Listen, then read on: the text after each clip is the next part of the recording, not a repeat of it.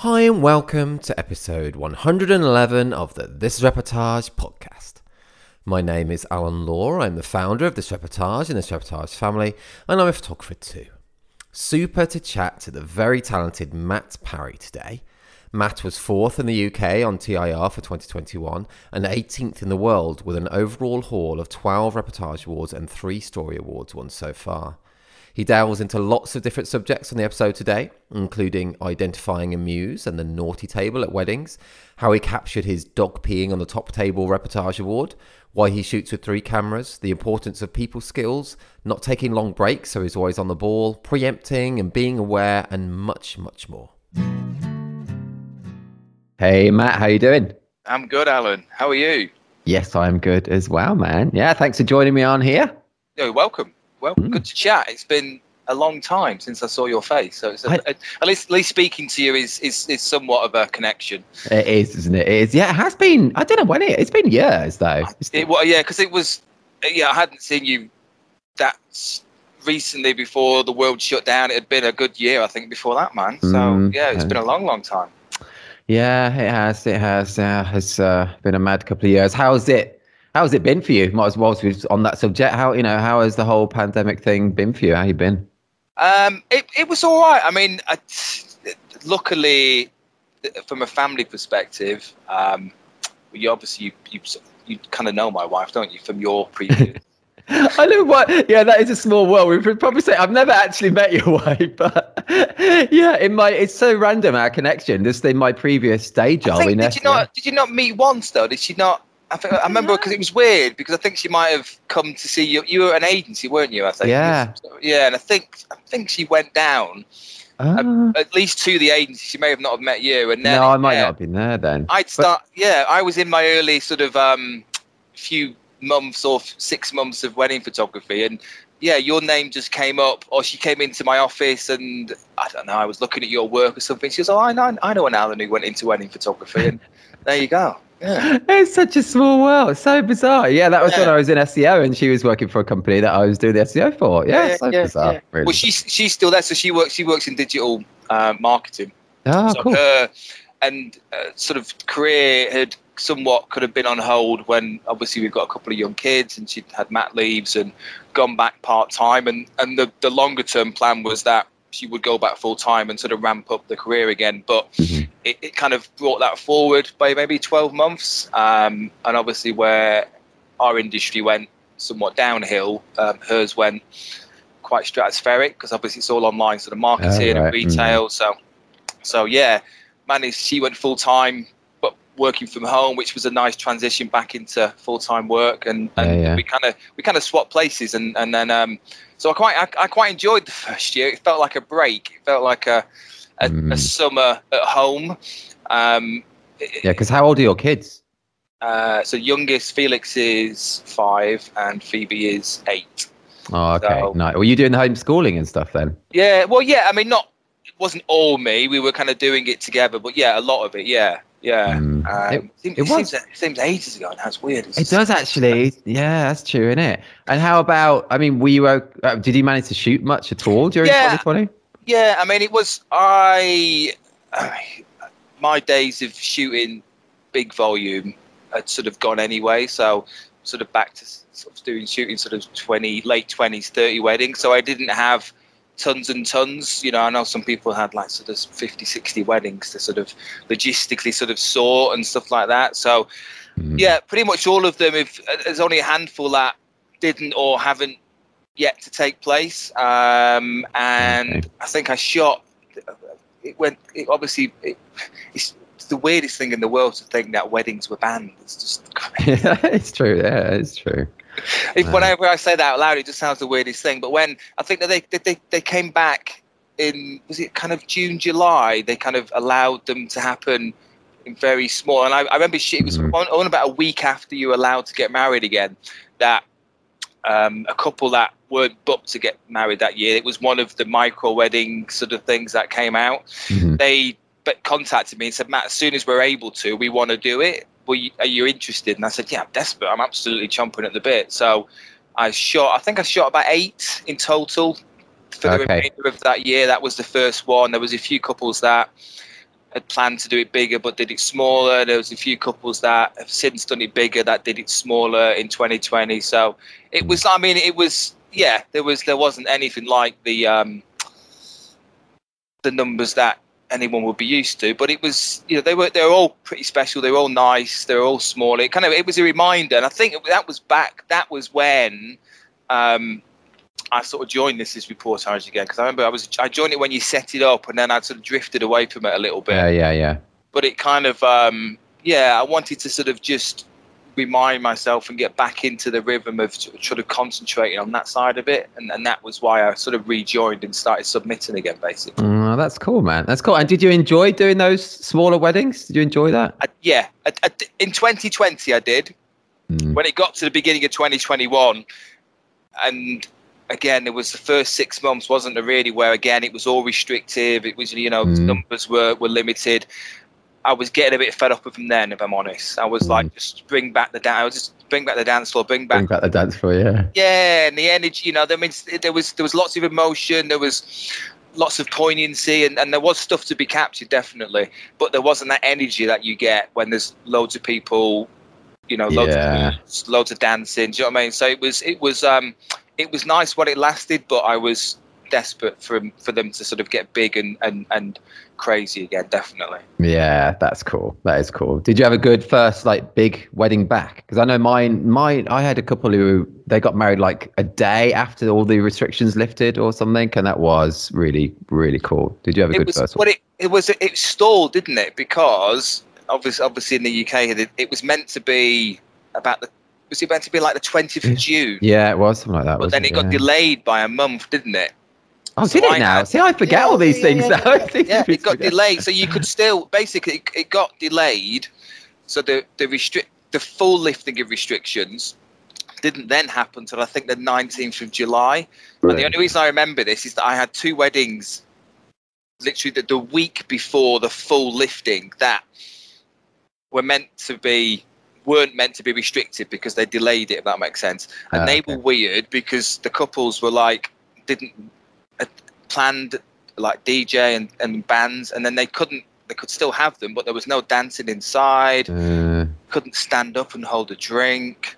You know, it was bizarre. I know, it was weird. And then, I mean, the strange thing was I had a wedding at one particular venue, and the venue, you know, I could understand they were worried about losing their license. They'd been sent this list of do's and don'ts from whoever sent the lists out to venues, and they were playing it by the book, which is fair enough. But then I was there 2 weeks later and they didn't. It was just, you know, because they were allowed. The venue just let them do what they want. Then it was just strange. I sort of saw the same venue either side of the lifting of it, and it just put it into perspective, just a bit how silly it had all got, you know. But you know. Oh, that's cool. Though. Interesting that you saw that from the same venue, actually. Before and after, so yeah. That's cool. But no, I can't. Yeah, that I think my first one back without any restrictions was that one at that same venue where 2 weeks earlier it felt surreal. It felt a little bit strange, but it still seems surreal thinking about that whole time now, doesn't it? Actually, it does. Even though it wasn't that long ago, it does feel. Oh, I don't know.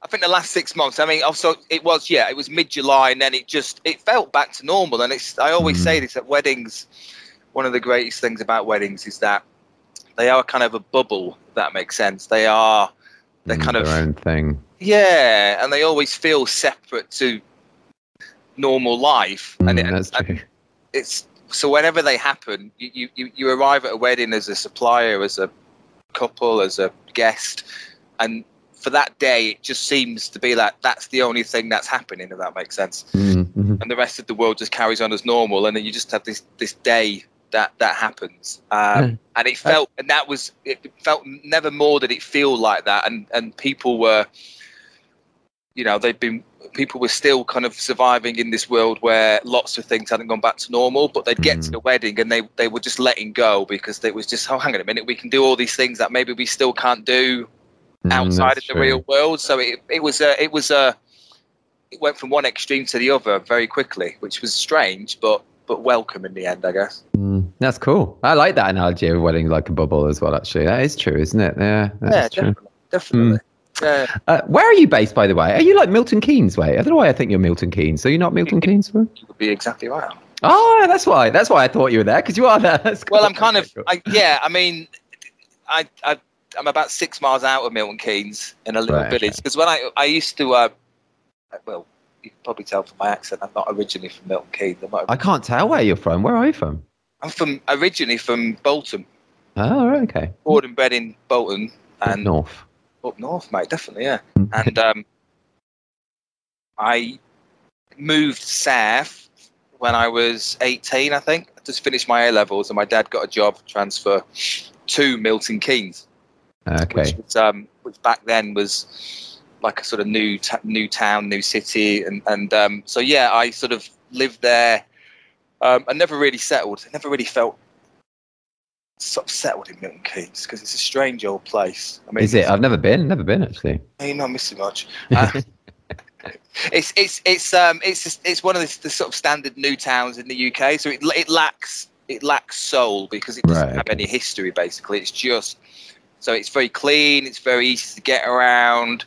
It's built on a grid system. It just feels a bit stale. Do you know what I mean? It's not sort of me. So so I met Carla here. And we bought a house together, but I never felt quite. I was just something wasn't right, if that makes sense. Where we were, and I used to it was before as a photographer, and I was just itching to go travelling. Carla was like, no, don't be silly. You know, we're too old for that now. We're sort of late 20s at this point. Yeah. Now we need to settle down. We need to think about having kids, and I was like, I just chipped away, and then one day Carla came home and said, right, I've had enough. Let's do it. So we sold the house. And then we went traveling for a year, 2007. Wow, where'd you go? Literally round one way. So we went to Japan first, and then we did all of like Southeast Asia, Thailand, Vietnam, Laos, Cambodia, and then we flew to where did we go next? Australia. Wow, man, what a trip! Were you into your photography at that point? No, but this is literally, I bought just before we went because we weren't even going to take a camera, believe it. And this is obviously before camera smartphones. So yeah, it's crazy. And the week before we went, it was both of our birthdays are in July, so we left in about the August, so. I bought Carla for her birthday a little cyber shot point and press. Oh, cool. Yeah. And that was our camera for the trip. But I kind of got hold of it and just was using it. And, you know, there was so many amazing things to take photographs of. Yeah. And one thing that we'd done before we went is set up a little travel blog to keep people informed. Again, this was before Facebook. Wow, cool. Facebook came out while we were away. So like, how's people going to follow what we're doing? How are we going to keep people? How are we going to brag about where we are, basically? Yeah, before Instagram, Facebook. Yeah, that's funny. So is the blog still alive? By the way, is it still alive? I think it is. It was Travel Blog. It was literally a website called Travel Blog, and our username was Chill to the Core with a number 2. Oh, nice. And so we would go and we'd take turns writing the blog. So we'd get somewhere. And then we spend 2 weeks there, and then we'd again go into an internet cafe. You know, we didn't have anything. We couldn't sit in our hostel or our room and do this back then. You had to literally go and buy an hour at an internet cafe, and it became part of the routine of what it was. It gave us some purpose, if that makes sense, and it gave us a way of communicating. And I thought, well, I'll take some photographs to add to the blogs, basically, to give them a bit more context. And that was literally my first ever experience taking photographs to kind of use and to kind of show, and I definitely got a bug for it. That's definitely where I got a bug for it. That's cool, man. That's cool. And then how did you start your proper photography like career? You know, what were you doing what was your job at that time? Did you leave? Did you have a job before you traveling away? Yeah. So I when I moved to Milton Keynes after my A-levels, I'd sort of dust around just doing a few jobs, like office jobs, and then I got a job as an estate agent. Oh wow! Cool. Yeah, and I did that for quite 4 or 5 years. Okay. Can't imagine you as an estate agent for some reason. No, says that, and I take that as a compliment. I know I'm not dissing any estate agents out there, but I can't. Were you clean shaven? Yep, clean shaven, and I had a bit of a mullet. The old mullet that was big in the And I can't imagine you clean shaven. Actually, I can't imagine. Yeah, completely clean shaven. Yeah. And I mean, it was great. I was in my early 20s, and it was Milton Keynes was booming. The property market was booming. It was easy. I got to drive a reasonably fancy car for someone of that age. Nice. I met a load of friends that I'm still friends with. That's cool. So did you used to get did you get commission on that selling houses and stuff? Yeah, but I quickly fell into more of the valuation side of things. So I would go out and value houses. Okay. So it was a bit less cutthroat, if that makes sense, because I wasn't trying to make people buy them. I was kind of persuading people to sell them. Okay. So kind of a slightly different, bit more of a relationship kind of build. And it's honestly, I did that, and then I went into recruitment, which is quite a natural progression. So basically, when you're young and you don't mind working weekends, you're an estate agent, and then you get fed up of working weekends, and then you become a recruitment consultant.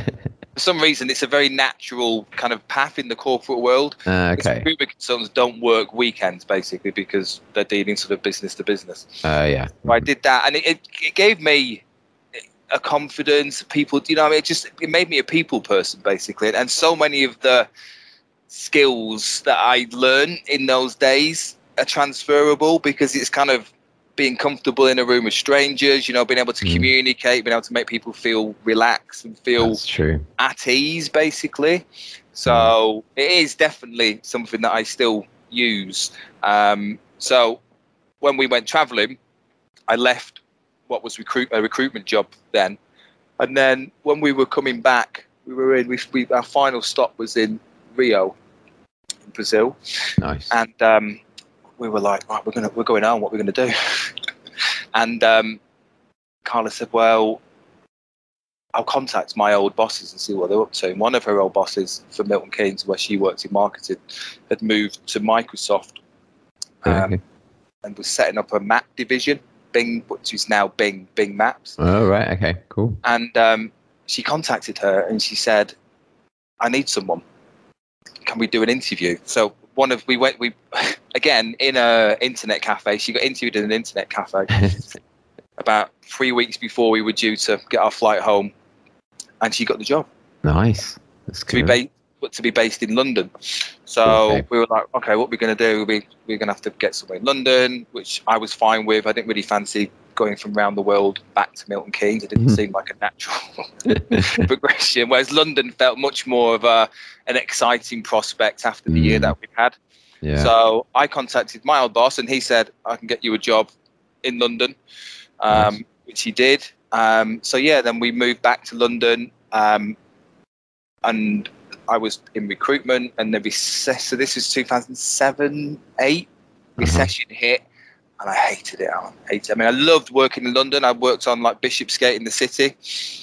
Loved living in London. Loved working in the city, but it was horrible. It was cutthroat. It was, the recession had hit hard, and I just hated it. And then photography became a hobby on the back of traveling. So I think I bought a Canon 450D, I think was my first. Oh, cool. Yeah. So mine was a 500D. So really, yeah. It's a good little camera. Yeah, and I got a 50mm, the little pancake 50mm lens for it, and then would just literally walk around London shooting street photography. That was my entrance into photography, was street photography. That's cool. Was that like during lunch times or like? During lunch times, on weekends. Basically, we didn't have a car, so we were walking everywhere because we lived in like near Hampstead, so we weren't driving around. We were sort of public transport walking. So, and it kind of felt like a natural progression, because that was kind of what I was doing when we were traveling. I wasn't shooting landscapes. I was shooting people and things that I saw. So it was a continuation of that with a slightly better camera. And at the same time, it was just that period in your life where all your friends get married. You hit that sort of age group. So I think I must have gone to about 7 or 8 weddings in a year as a guest. took my. That's an expensive, yeah, because it's actually quite expensive going to people's weddings, isn't it? Yeah. One of them was in France. Ooh, It was a mix of weddings and people that we knew. and you're taking your camera along. I was that annoying that person that annoys us the hell out of us now. Where we, was just sort of like talking to the photographer. Excuse me, mate. And just shooting from the side, basically, trying not to get in the way. And then, people were like, "Oh, your photos are great." But you're saying that because you're a friend. And they're better than the photographers. And so I wasn't really attracted to the wedding side of it, but just like taking photographs. It was more the street photography that I was passionate about. And then, the job became more and more stressful to the point where I had a massive Barney with my then boss, and I walked out. And sort of came home to kind of walked out. It's like, oh, great. And bless her, she was like, "Well, you don't want to do it, so don't do it." I said, "What am I going to do?" And she said, "Why don't you become a wedding photographer?" I said, "What do you mean?" She goes, "Well, everyone says you're good at it. You've got a camera. You obviously love photography. It's a way of making money out of photography." And somehow, within 6 months, I was a wedding photographer. Wow, man. That's cool. That's very cool. How did you get your first wedding then? Was it a friend? Or? Well, a friend that I knew who had also been a recruitment consultant and had left in all this kind of drama that had gone on was a web designer by kind of trade. So he did me a website, and I did a website that, again, Facebook was new, but wasn't ruled by algorithm and stuff like that. So it was back in the days where if you put something on Facebook and Twitter, everyone would actually see it. Yeah, it was bizarre. So it was literally just by doing that. And my first ever wedding was a Bulgarian couple in London who I'd never met. It was a strange wedding, but it was my first paid gig. And did they do some of the traditional Bulgarian things? Yeah, the bread over the head and pulling the bread apart. And the bride, bless her, didn't speak a word of English.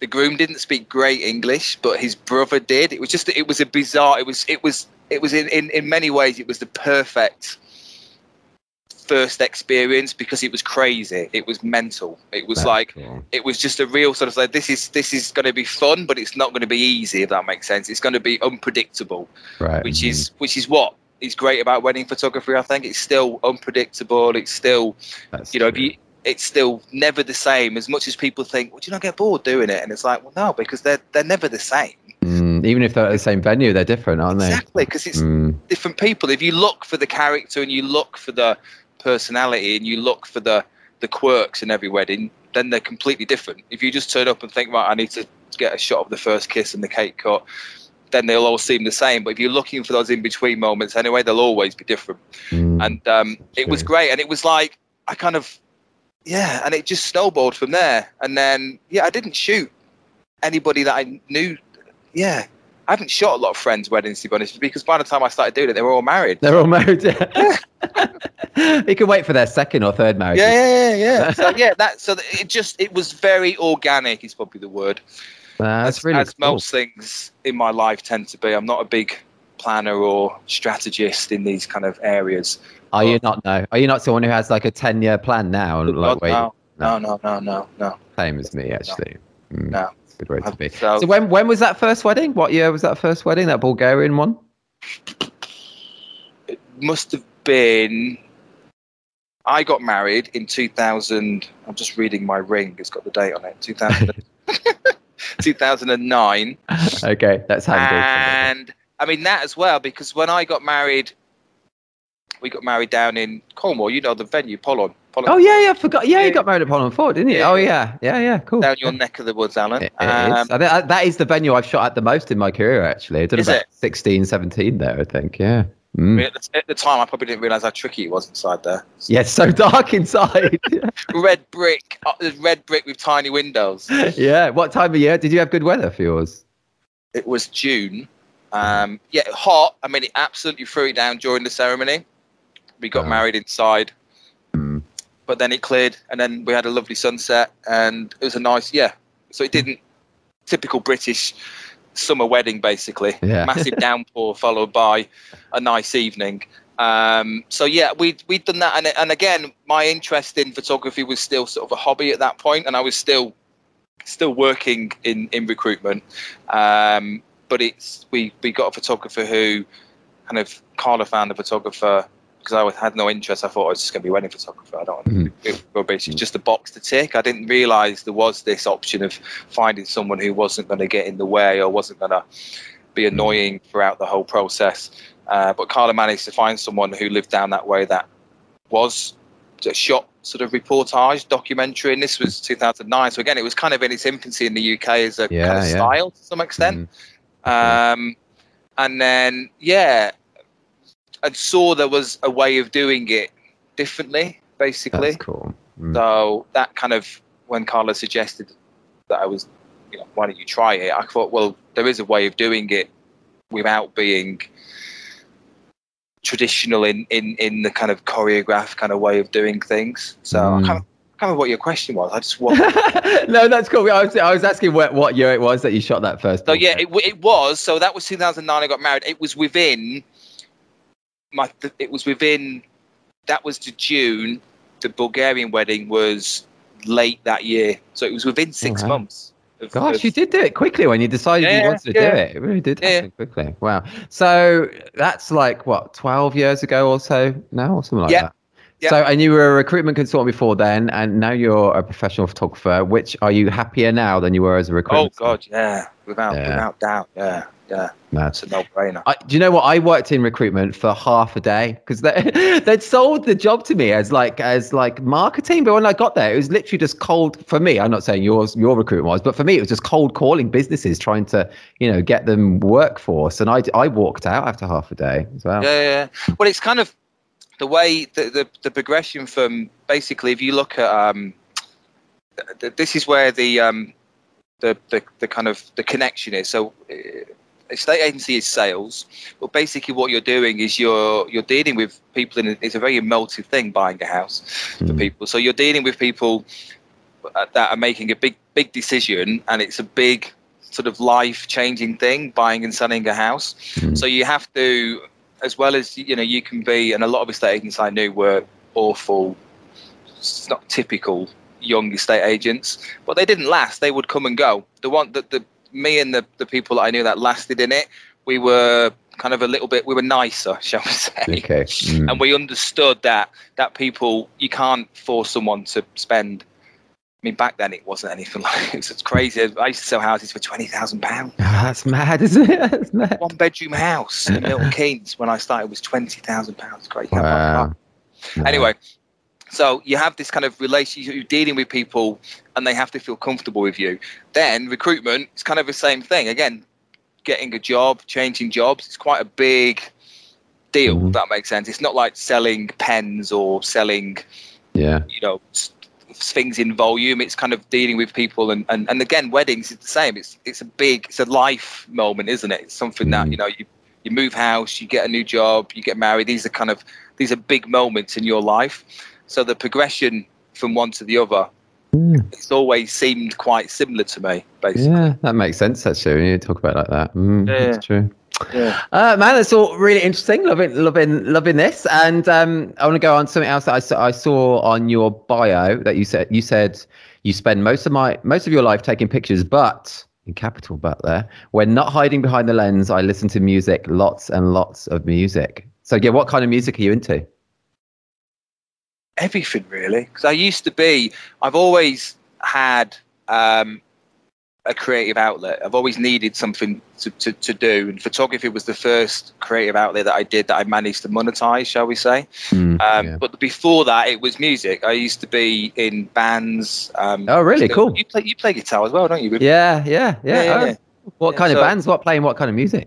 So basically, I sort of came out that kind of 90s Manchester. So my first big love was Oasis, I guess. Oh yeah. So it was that kind of indie kind of, and the guys that I met. So I wasn't in bands till I moved to Milton Keynes. And the guys that I still know now, they're still really good lads, and we've all got kids and jobs now, and moved on from that. But we had probably about 5 or 6 years worth of being in it was always the same band. I didn't flit around when band members came and went, but it was kind of, I guess it was kind of my band. I kind of named it and wrote the songs. Oh, cool. What name? Black Star. Black Star. Ooh, cool name. Nice. Did you record stuff? Have you got some recordings? Yeah. I mean, we played. Oh, sorry. That's my. Sorry, that was my Alexa. Just went off in the background. That was. I think because I talked about music or something. It just went off. Did you hear that? No. I heard something. That was my Alexa. We were on Spotify, but the drummer put us on. But we're not there anymore for some reason. I don't know how it works with Spotify. The drummer put us on Spotify, nice. So you could ask Alexa. She's going to speak again now, to play Black Star. But there's a few different Black Stars. When we weren't the first option. But no, it was. So I did that, and and so music was my biggest sort of creative output, if that makes sense. I was never a great guitarist, but it was more. I would sing. I was the singer and the songwriter basically, and would play rhythm guitar. Are you singing as well? Yeah. Yeah, man. Yeah. Oh man, I've got to hear this. I want to hear this. Yeah. I don't know where. You could have found it on Spotify, but I don't think it's there anymore. I mean, it wasn't great, and it was kind of it was kind of faux Arctic Monkeys kind of thing. As again, it was about. I used to love the Arctic Monkeys as well, because they had that kind of just like that kind of northernness about them. Northernness. Yeah. I do. I mean, people don't realise I'm northern, but I don't think you ever lose that. I think as northerners, we have a kind of honesty and kind of slight sort of gallows humour often. Do you know what I mean? We're quite kind of and that's something I've always think. Most other things that I like tend to often have a bit of grittiness about them, and often that can be because they're from the north, basically. That's funny. It's like Game of Thrones. The people from up north in Game of Thrones. Do you watch Game of Thrones? Never seen it. You've never seen it, really? I know exactly what it is. I wrote this down somewhere recently. I put some Instagram posts on and something like "Winter is coming" because I know the cultural reference, and I put underneath like never seen an episode of Game of Thrones. That you must have made a proper effort not to watch an episode, I think, because it's like everywhere, isn't it? Honestly, you're just not fancy. I've seen like clips of it. I'm completely aware, but I've never sat down and thought, I'm going to watch an episode of Game of Thrones. Oh man, it's super. It is really good. It is really good. Really good. Do you still play some music now? Do you still play guitar at home? I mean, I've got two guitars right behind me, but I don't often touch them anymore. To be honest with you, I just look at them. They're quite nice. They're quite expensive guitars in their time, so they look nice. But I mean, I can. You never. It's like riding a bike. I mean, you don't forget. Jumping out some chords, and Phoebe, she's learning to play the piano, and we'll have a little jam every so often. Oh, that's cool. But no, I mean, I haven't written a song or played it in any kind of anger for years now, to be honest with you. It's a shame that, isn't it? I don't play as much as I used to as well, actually. Yeah. But the very first song I learned to play was Oasis, was Wonderwall. That was the first song I learned to play on the guitar. Yeah. Tune. You wrote, let's go back to your photography, Matt, and you wrote this is quite a long question here, so you could probably have a bit of a coffee if you want, but you wrote a great This Is How piece for us a while ago about your man versus peacock image, which is it's awesome capture, man, and won a Reportage Award as well. It's a great post about how you captured that shot and slowing down, and about, in your words, watching, waiting, and capturing the ordinary. I'll link to it from your episode podcast page. So anyone listening now, do head to thisreportage.com and I'll link to that post. It's a really great read. It's really cool. But something else you mentioned on that piece is you say, I had picked out the old chap as my muse as I liked his suit, socks and face. Plus, like so many of the older or younger generations, you tend to get better access without them becoming all self-aware.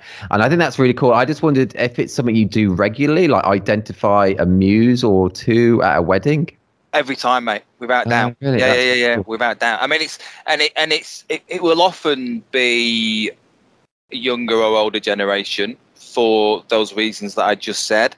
But there will always be. I always make a point. I go in when everyone sits down. I always identify the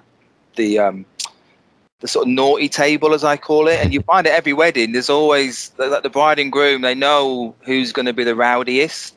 And they usually sit them quite far back from the head table. But that's the table that I'm drawn to because when people are eating, there's not much going on. But if you find the naughty table, and usually that's again, someone you've identified as being a bit, and again, it comes down to that kind of managing of people and kind of relationship building, because often the rowdiest guests can be the hardest to deal with. They can be a little bit, what's the words? I mean, they can be a little bit annoying, if that makes sense. So you have to try and get them on side. You have to kind of play them at their own game a little bit, if that makes sense. Try and be as cheeky back as they are to you. And I think some people understandably might struggle with that. I can completely understand why you would do, because they're not always, you know, you put drink in someone who's a little bit rowdy to start with, and they can be a bit annoying. So it's a bit of a fine line.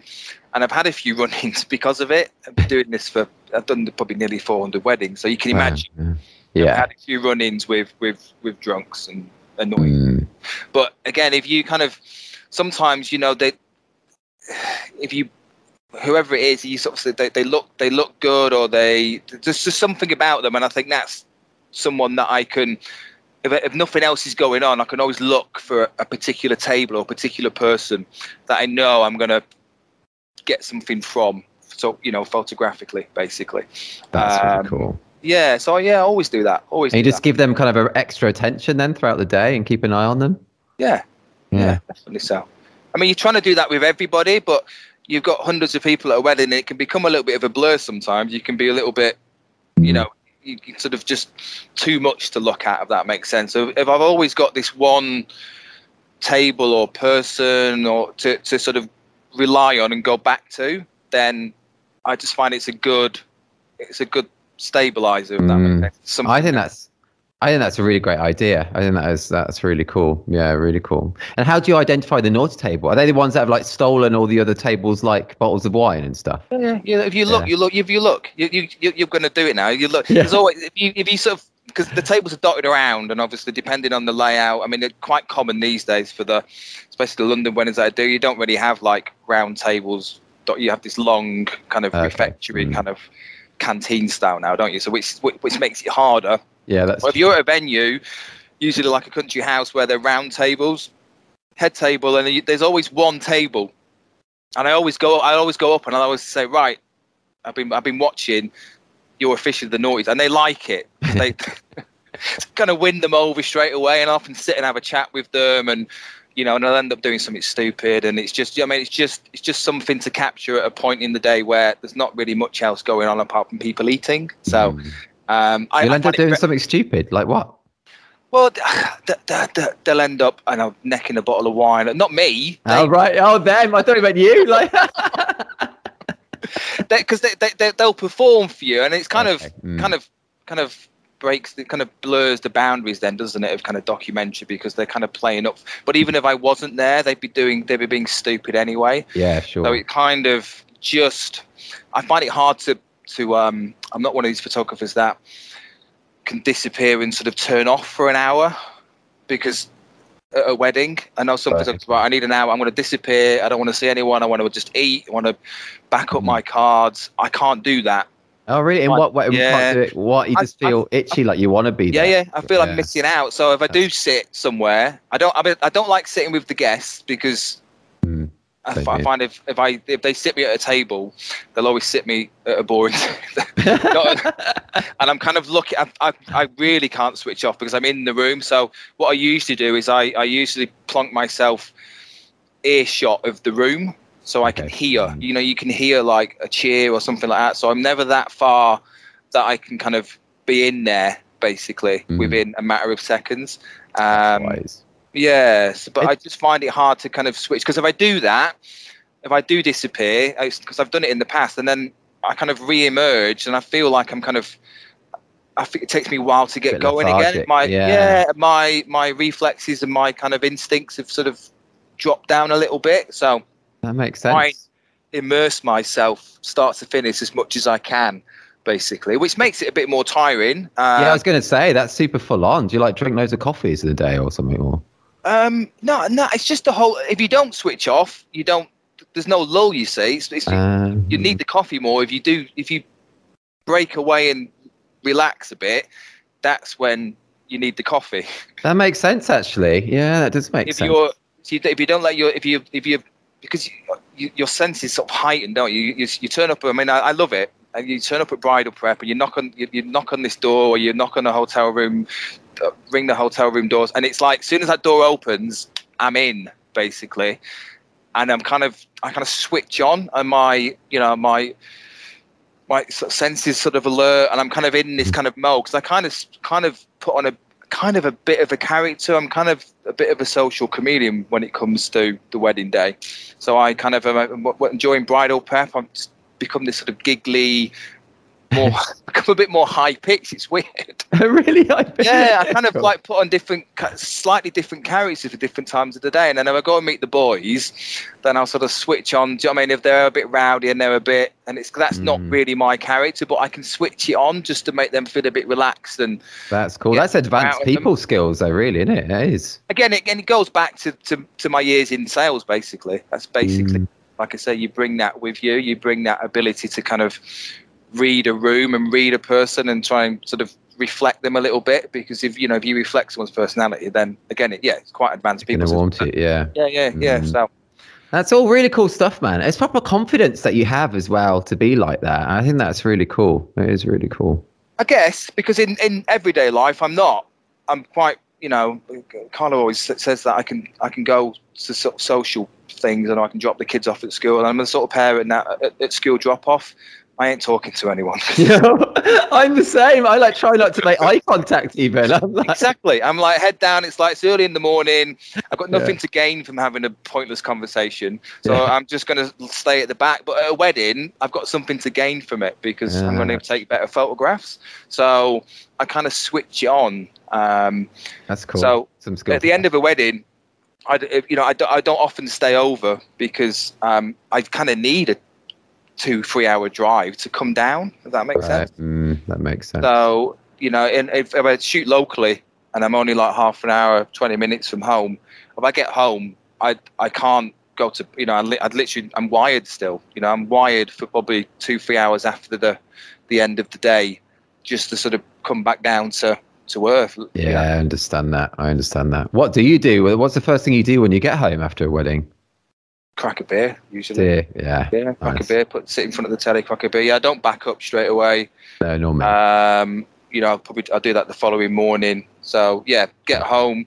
If it's early enough to sort of people still be up at home, then just sit and have a chat and a glass of wine. If everyone's in bed, then just crack a beer and stick match of the day on or whatever it is, or just something just to bring me down, back down to normality, and then don't do anything till the following morning with regards to backing up or culling. Same here. And me. Yeah. Matt, you said match of the day. You are a football fan then? Yeah, more than I like to be, if that makes sense. Because it's weird. It's one of those things where, I like football, but I think football and footballers, the culture, in the main are idiots. Do you know what I mean? It's like it's not. But I've been a Liverpool fan since I was a kid. So I why Liverpool fan?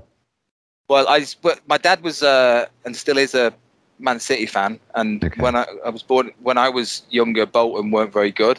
They sort of got good and they've gone bad again, but so they weren't. So I was like, I kind of needed a team, if that makes sense. Yeah, I was kind of a Bolton fan, and then my dad's boss when I was a kid was a proper Scouser. He was an hilarious chap, and we used to go to every time Man City played Liverpool, I'd go to Main Road, as it was then before it was. I've been to Main Road. Yeah. So we go there, and then we go to Anfield, and I just fell in love with Anfield. It's just stand on the Kop as a sort of 10, 12-year-old, and it is a pretty special place, Anfield. I've never been.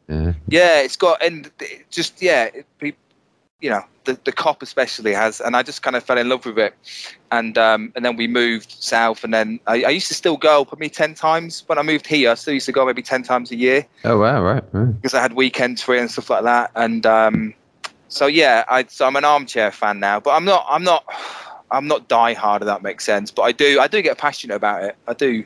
That's cool. Well, Liverpool been doing well, haven't they? The last a few years. Yeah. Good time. I've had some good experiences being a Liverpool fan. I've been through it, because it was if you go back to from the mid-90s until now, they've been it's been a bit of a roller coaster. But yeah, I do still. It does. It's an escape for me as well. Do you know what I mean? It's one of those things where, you know, it's just. I do enjoy it. I'm in Liverpool playing tonight. Do you know what I mean? So I'm looking forward to sort of just sitting down, glass of wine, watching the game tonight. That's so cool. I find it relaxes me. It kind of takes my mind off. It's not, you know, it's kind of not a creative pursuit. Kind of, I mean, it kind of gives me a break from gives my mind a different focus. No, I get that. Yeah, and we all need that. Yeah, definitely. Yeah. God, I'm Birmingham City fan. Randomly, yeah, Birmingham City fan. Well, isn't your accent? Was that? Oh yeah, well, I'm from Redditch, just south of Birmingham. Yeah. I'm gonna say because there was always a little bit of the West Country in there, but yeah, I knew it wasn't rooted in that. I didn't know that. That's I didn't know about you. Yeah, it's funny. I'm not a die-hard football fan though either, but yeah. Cool, man. Okay, let's change tack slightly. Do you watch? I think you mentioned it slightly there earlier. Do you watch many movies or Netflix series, TV in general? Yes. I'm one of these people. I'm probably, as far as most photographers are concerned, I'm not a massive film buff. Okay. I know a lot of photographers watch films. Our TV, and I'm not a big gadget person, so I've still got the same TV that we had when we lived in London, which is like 10 years. It's not even a HD. I mean, it's not like a. It's not those really deep ones. I was going to say, proper CRT. It is a flat screen Sony TV, but it's not HD. Oh wow! So I don't. Yeah, I'm not the sort of person when I watch films. I'm not like, oh, the cinematography is. I don't know. It's weird. I don't. And I find it hard to sit still. Oh, okay, right. I read something funny the other day saying like, because I watched the. Did you watch that Beatles thing? Was it Get Back? You know, that documentary that was. Oh no, I didn't. No, was that good? Thank you. Go watch that. That's brilliant. Okay.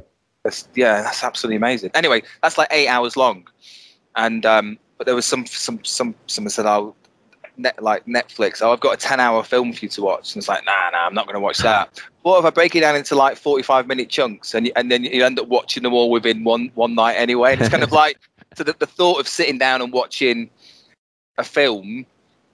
I'm like, oh god, I'll end up watching a series and watch 4 back to back, which is basically as long as a film anyway. Yeah, that's funny, isn't it? That is funny. So yeah, I watch more series than I do films, basically, because it feels like less of a commitment. But then I get drawn in and end up sitting there watching it all anyway. So that is funny. Okay, well, that's cool anyway, because actually, quite a lot of the podcast episodes, I've been doing a little game. You up for a little game?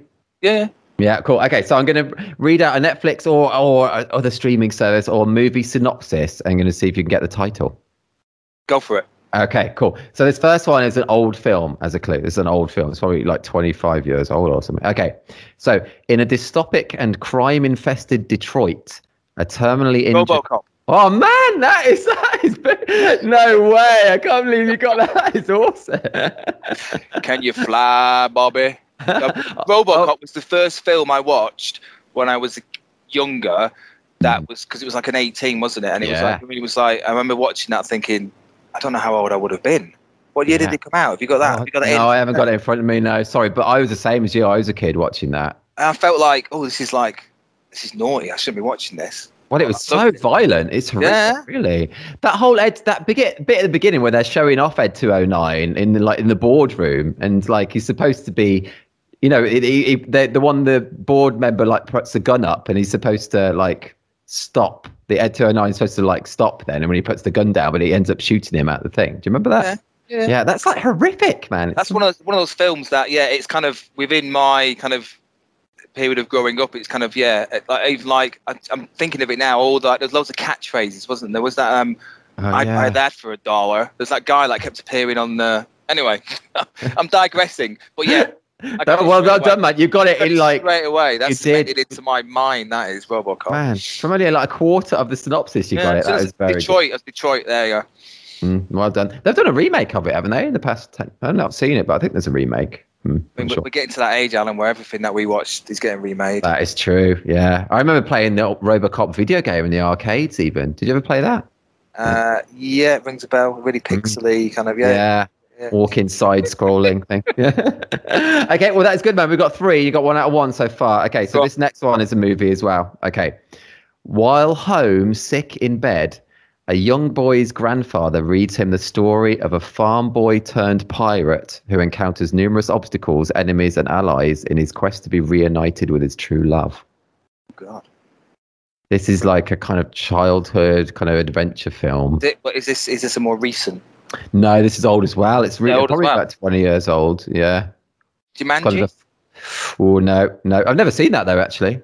No, is that good? Never seen it. Yeah, I think that that's been remade as well.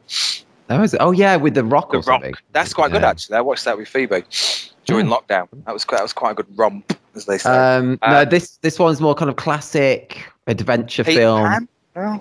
It's got that air to it, but it's not animated either. It's Go on. Oh, okay, it's The Princess Bride. No. Never seen it. Oh, that's classic, man. That's cool. That'd be a good one to watch. It's a book. It's a book. Is it from a book? I don't know, actually. Might have been. Don't know. No, I've definitely not seen it. Okay. Anyway, it doesn't matter. No, it's still 1 out of 2 is still good, man. So the next one is a much more I don't think you would have seen this actually, but it's a modern Netflix reality TV series. Okay. Yeah. Ready? Okay. Hoping to say goodbye to superficial dating, real life singles sport elaborate makeup and prosthetics to put true blind date chemistry to the test.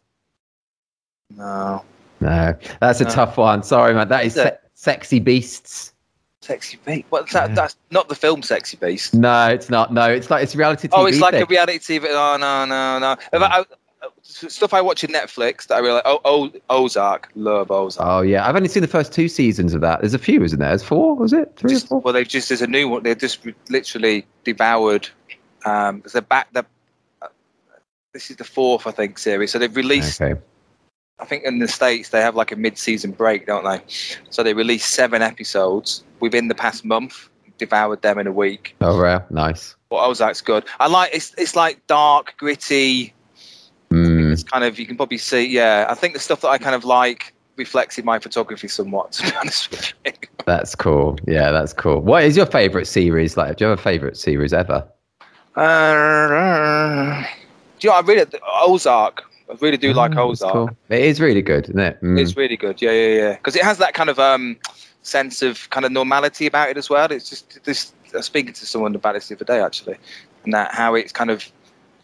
There's all this kind of craziness going on, but then there's just these scenes where they're at home just cooking dinner, just complete normality, but they're chatting about drug deals and like, you know, and cartels and stuff like that, but they're just sat or stood in a really normal, everyday kitchen chatting about it, and it's kind of that kind of reality and that honesty that I kind of like in most things that I like, to be honest with you. I'm not a big sci-fi fan or costume drama kind of fan. I like kind of real gritty. Yeah. Oh, that's cool. Yeah. No, I really did like it. We stopped, I think, partway through the 3rd season. Is it on a riverboat gambling stuff? That's part. Well, yeah, because they keep buying. Yeah, they buy businesses that they can clean cash through, basically. Yeah, so they buy random stuff, and then they kind of just. It doesn't need to make a profit. It's just a way of, this riverboat casino is one of them, basically. I need to watch more. You need to watch more. Cool, man. Let's go back to your photography. And one of your specific reportage awards that I just love is during the speeches, I think, looks like it is, and it's a top table, and there's a dog cocking its leg to wee up against the table. Yes, man. Yeah. I love that. Can you tell us more about that shot?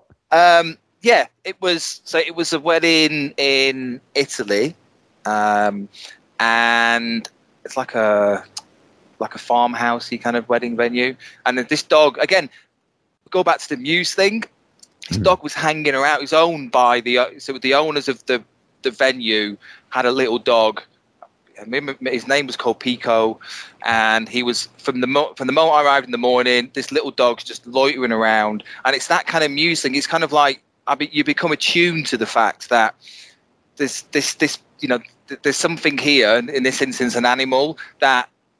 Or the peacocks at the other wedding, they're there, and there's something to be got from them, if that makes sense. So I was kind of attuned to this dog, and I'd sort of petted it and stroked it, and it was sort of wandering around, and the guests were sort of loving it.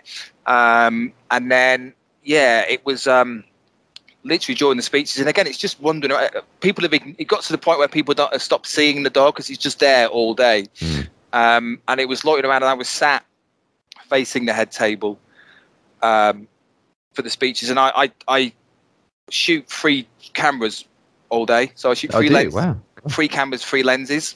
So I have the old moneymaker style thing, camera on each side of that, and then I have one on my belt as well. Wow, nice. Triple play. What cameras are you using? The Sony A7 IIIs, cool. And then I have a 135, a 24, and a 55. Basically, that's the only lenses that I have. So they're all. So I never need to change lens throughout the day. Cool. I've got 3 bodies, each with the 3 lenses, all at hand, basically. So I was kind of sat. I sort of position myself for things like speeches where I've got the 135 that will give me. I don't need to get too close because I've got a 135. I've got a 24. I want to shoot something one. I've got the 55. So I'm always kind of ready. And that was a prime example of the fact that I was kind of sat in a position where I probably wouldn't have had the 24 on if I was changing lens, because it was speeches and it's more about kind of looking for reaction and looking for the person making the speech. But the 24 is just hung by my side. A little peacock just wanders into shot. And I swear I'm going... And he's sort of sniffing around, and seriously, Anna, in my head, I'm going, have piss. Yeah, I'm sure, yeah. And he's done it, and literally no one's noticed. No, not even the people watching the speech, because he's kind of out of their eye line, I guess, because he's lower. So there's no laughter, no nothing, and it's got to the point where I've gone and done the portraits later and said, "Oh, I can't believe the dog," and the bride goes, "Well, what do you mean?" I said, like, the dog took a piss, and I had to show them the picture because no one had really noticed it happening apart from me. Because I had a 24 on me, I could shoot it wide enough to sort of give the context. That's so cool. Yeah, and it's one of those moments. I often have these moments where I'm at a wedding and I'm kind of looking for me. That is as much as people kind of sometimes buy into my kind of portraits. For me, the shot that I will always take home with me, I'm always searching for, is something like that, like a proper quirky sort of reportage moment, basically. It's proper cool, man. The fact that they didn't know it happened. I mean, that's like I often say on my Skypes and whatnot. Like my goal is to capture moments that you weren't privy to, maybe yourself on the day, and that's like the epitome of that. Like no one else even saw that happen. The bride and groom are in the shot. You know,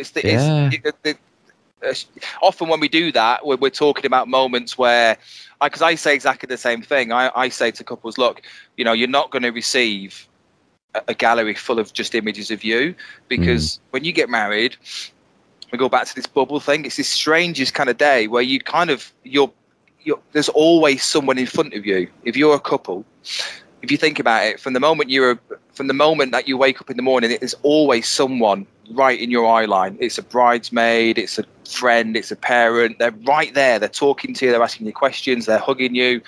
So you don't really get this wide vision because there's just people everywhere, and often they're right in your face, which is great because that's what you want. So it's my job to kind of, all this stuff that's slightly out of your eye line is to capture that stuff. And it might be something that you were right there, and that's the perfect example. You were literally right there. You were literally in the shot. You didn't see it because you were watching the person give the speech. So it's the perfect example of that. Basically. It really is, isn't it? Yeah, that's super cool. It's a great shot, mate. It's a great shot. It's great out. You know, some photographers as well would have maybe just zoomed in on a long lens and just got the dog weeing. But the way it's such a great storytelling image to include the actual speech going on behind, and there's this dog nonchalantly weeing up against it. It's so funny. I love it. Yeah. It's so cool. Context is king for me. I think at weddings, it's like I hate detail shots because there's no context, is there? It's like if I take a picture of a cake. And there's no context. It's just the cake there. It may as well be a brochure for cakes, if that makes sense. I agree.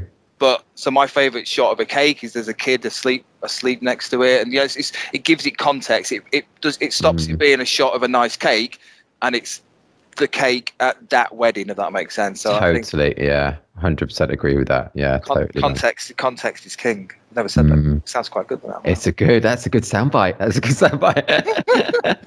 Oh man, that's awesome. Thanks for talking about that. And anyone listening now, do head to thisreportage.com and I'll include that dog wing up against the top table cracking award there, so you can have a look at. Man, look down. It's flown by. It was like an hour already. Yeah, it is. So it's got time for one more question, if that's okay. Yeah, go for it. Okay, let's do a big one. Yeah, Matt, what would be your top tips or top tip or just any thoughts to help someone become better at the documentary side of what we do? Yeah, what would be your advice? I think it's preempting, basically. I think it's kind of using that dog as an example. Like I said, it's preempting the fact, it's being aware of what's going on, and you can kind of second guess what's about to happen. So, I mean, just even using the peacock shot and the dog shot, if people end up sort of linking to those and seeing them, perfect examples of the fact that I was ready for them, if that makes sense. They were completely random things that happened, completely unchoreographed, completely out of my control. But in both instances, I was ready because I kind of preempted it. I was kind of thinking slightly ahead of what's going on. And the more could happen. Yeah, and the more weddings you shoot, the more, if you want the random to happen, it will, if that makes sense. If you want to, I'm sure some photographers love the control of the way they work. I don't. I like to completely let go. And the more you do that, the more random stuff happens. And you'll miss lots of stuff, but each time you'll get more likely to miss it next time, if that makes sense. So you're kind of thinking ahead. You can also you can kind of encourage stuff to happen as well. I've done a bit of sort of mentoring and stuff for people, and still kind of sort of offer that on the odd occasion, where I sort of say, well, if again, you're talking about the sort of silly table, so you can kind of encourage people to do stuff and then step back, if that makes sense. You can kind of put things in people's mind and then step back. Often at weddings, there's kind of activities people throw in. There's like, I don't know, I'm trying to think of examples where... I know, I can't think of it. Yeah, people often like playing, what's that game where that weird game with the hammer and croquet, and and you get like people throwing bean bags at cans and stuff like that. And you can kind of encourage people just to like wait till you get in position. I mean, it's kind of, you can kind of control it to some extent. That's one way of doing it, and that will give you a result. But ultimately, if you don't do that and you just patient, Jenga's the perfect example. The amount of time I've wasted lay on the floor next to a game of Jenga, waiting for it. Do you know what I mean? And countless hours where I just wait. And it's like, if you give up, as soon as you turn your back, it goes. It falls. Yeah, it's so true, isn't it? So you've kind of like, you've got to be patient, basically. And that's something that in everyday life, I'm terrible at. My patience is really, really bad. So the one thing I like about photography is it teaches me to be patient. How long will you stick with a scene? You know, obviously it varies in times. I mean, Jenga is the ultimate. Jenga is like, but 5 minutes seems, the way I work, to stay still for 5 minutes on one scene seems an absolute lifetime. So that's, for me, 5 minutes is an extreme example, and it's more likely to be kind of Jenga. I think the peacock guy, probably maybe 2 or 3, 4 minutes, something like that, where I just kind of waited. I think you were eating an ice cream as well at the time. Yeah. That's cool. Yeah. So I find it hard to do that, but it's something it's worth it, if that makes sense. Yeah, it pays off. But it won't pay off every time. But that's the thing, isn't it? It can't pay off every time. No. But it's good. It's good it slows you down anyway. You know, it gives you a minute to sort of gather. Even if nothing happens, at least it slowed me down throughout the day. And it kind of, and I do need that, because, like I said, I struggle to do it. And it helps, That's cool, man. Those are all great bits of advice, man. And throughout this whole episode, you've been so interested and dropped so many just great bits of advice and just how you work. And it's just been so cool talking to you, dude. It's been really cool. Oh, cool, man. Yeah. It's been a long time since we've had a conversation as well, actually, isn't it? I know, mate. My waffleometer is terrible. No. when I chat about it, I do it when I'm Skyping couples. I can sort of like see myself because I enjoy talking about it, and there's not. That comes across as passion, man. It's yeah, cool. Yeah. I still really, 12 years on, it's still really, it still really sort of plays to my creativity and my passion is probably the best word for it. I think, Alan. Yeah, it's like. It's really cool, man. And it really comes across in this. And that's why people have tuned in today to listen to you. So it's been really great, man. Thank you. Really, really cool. Really cool. And hopefully I'll see you in the flesh this year. That would be cool. Yes, definitely, mate. Definitely. I think we should be all allowed to mingle again. So hopefully there's some catching up to be done. Definitely. Yeah, a lot, man. Dude, honestly, thank you so much for that. Awesome talking to you. And I was going to say stay safe. You put me back in the kind of like Corona mid-2020 years. Because we were talking about that. I know. Signing off every email with stay safe. Yeah. I don't think we care about people's safety anymore. We don't do it. No, it doesn't matter. Yeah, live dangerously, live on the edge. Live on the edge. Go back to the way it was. But no, you stay safe as well, Alan. Yeah, definitely. That is, it's a good ethos throughout life, isn't it? Pandemic or not, stay safe. True. That is true. Stay safe. But yeah, thanks a lot, man, and see you soon. Hopefully. All right, dude. See you later. Bye. Bye. Bye. You've been listening to the 111th episode of the This Is Reportage podcast. Matt's always so fab to talk to. Hope you enjoyed listening. Head to thisisreportage.com for a link to his website and to see the dog peeing on the top table Reportage Award that he spoke about too. We now have 111 episodes of the podcast available where we speak to wedding and family photographers from all over the world. If you like this episode, delve into our back catalogue for lots more.